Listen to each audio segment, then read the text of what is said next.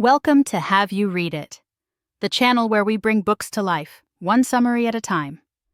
Today we're discussing Hannah Ritchie's Not the End of the World: How We Can Be the First Generation to Build a Sustainable Future.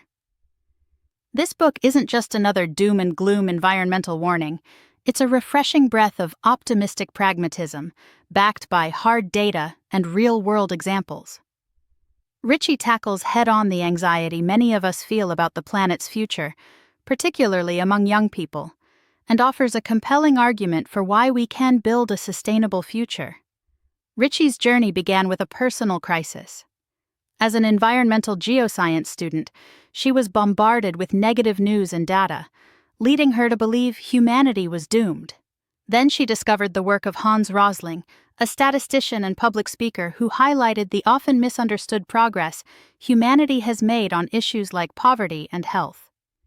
Inspired by Rosling's data-driven optimism, Ritchie realized the same approach could be applied to environmental issues. A core concept in the book is the two-part definition of sustainability: meeting present needs without compromising the ability of future generations to meet theirs. Ritchie argues that achieving both, human well-being and environmental protection, has never been done before. While past societies may have lived in harmony with their environment, it was often at the cost of high child mortality and short lifespans. We have the knowledge and tools to achieve both, making us potentially the first sustainable generation. The book explores 7 major environmental challenges: air pollution, climate change, deforestation, food systems, biodiversity loss, ocean plastics, and overfishing. For each, Ritchie presents not just the problem, but a data-backed story of progress and a path forward. Let's start with air pollution. Ritchie points out it's not a modern problem. Ancient Romans complained about it too. The main culprit is burning things: wood, crops, or fossil fuels.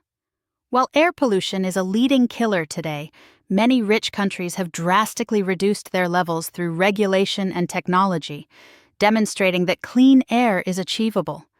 China, for instance, dramatically improved Beijing's air quality in just a few years.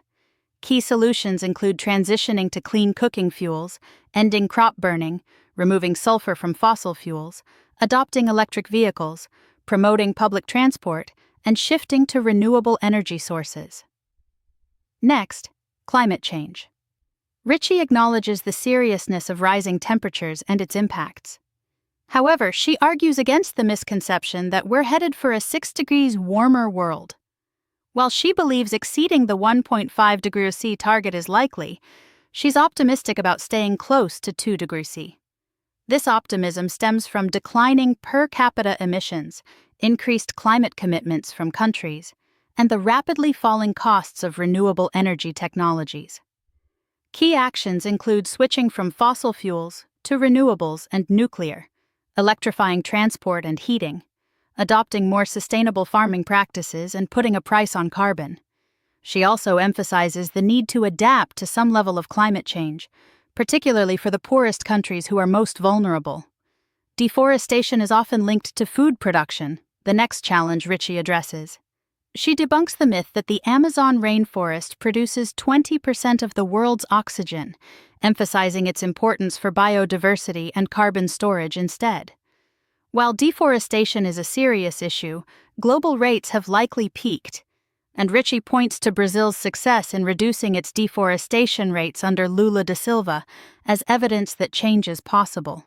Key actions include zero deforestation policies, reducing meat consumption, especially beef, improving crop yields, and paying countries to protect their forests.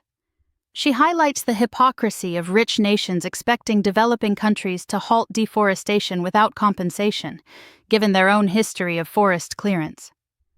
Food systems are at the heart of many environmental problems, contributing significantly to greenhouse gas emissions, land use, water consumption, and biodiversity loss. Ritchie points out that we produce enough food to feed everyone twice over, but much of it goes to feed livestock, biofuels, or is wasted. Key solutions include improving crop yields, particularly in sub-Saharan Africa, shifting to more plant-based diets, investing in meat substitutes, reducing food waste, and adopting more efficient farming practices. She also challenges the common misconceptions about the environmental benefits of local and organic food and the impact of plastic packaging. Biodiversity loss is perhaps the most emotionally charged issue, highlighted by headlines proclaiming the decimation of wildlife populations. Ritchie clarifies the often misinterpreted Living Planet Index, which measures the average decline in animal populations, not the total number of animals lost. While acknowledging the severity of biodiversity loss for some species, she also points to success stories of population recovery in Europe and elsewhere.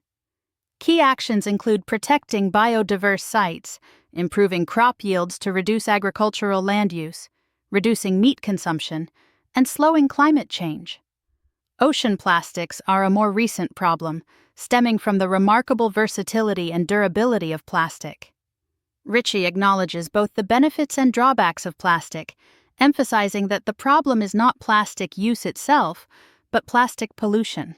Key solutions include improving waste management systems, particularly in developing countries, getting stricter on plastic waste trade, cleaning up existing plastic pollution, and promoting innovation in the plastics industry.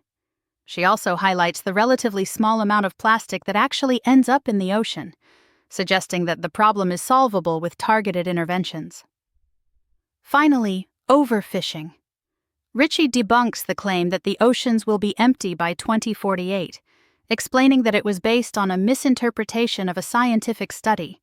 While acknowledging that overfishing is a real problem for some fish stocks, she highlights the growth of aquaculture, the recovery of some endangered fish populations, and the potential for sustainable fisheries management. Key solutions include eating less fish, choosing sustainably sourced seafood, implementing strict fishing quotas, reducing bycatch and discards, and creating marine protected areas. So, what's the main takeaway? Ritchie argues that doomsday narratives are not only often untrue, they are also counterproductive, fostering a sense of helplessness that hinders action. Instead, she advocates for urgent optimism, the belief that we can shape a better future through pragmatic solutions and technological innovation. Here are some key heuristics to remember. Sustainability is a two-part equation: human well-being and environmental protection. Progress is happening, even if it's not always obvious. Focus on the big wins. Don't get bogged down in small, ineffective actions. Technology is key. Embrace innovation. Don't reject it. We're all in this together. Work with others, don't fight them. Thanks for watching. Make sure to give this video a thumbs up and hit that subscribe button so you never miss our next book discussion.